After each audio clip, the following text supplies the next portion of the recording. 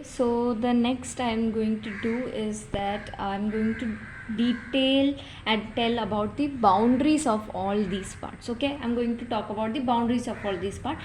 So central part and anterior part horn, which I'll be dealing today.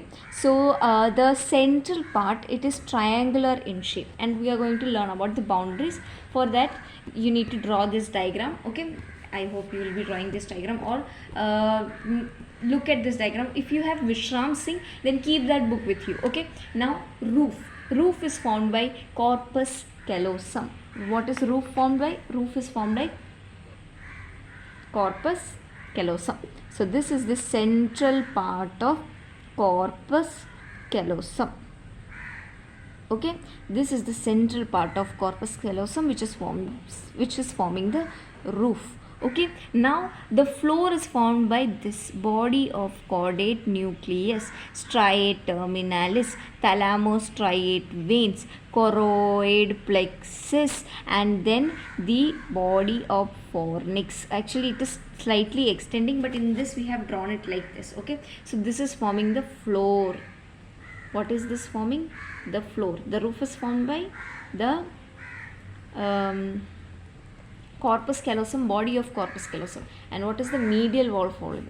It is forming a septum, that is septum pellucidum. Like I have said, the main parts of the lateral ventricle are separated from each other by septum, that is septum pellucidum. So as you can see in this diagram, there is a septum which is lying between, and a similar kind of C-shaped structure is lying here. Okay, so a C-shaped like is lying here, and in between a septum is there. Okay, so that is how our what do we say, a lateral ventricle is present.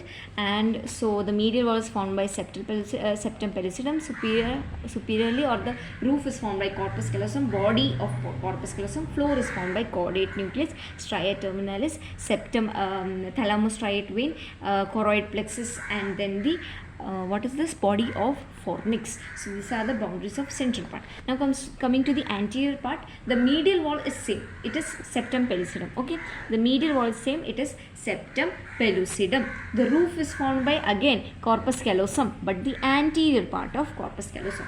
Here the body is forming, here anterior part is forming.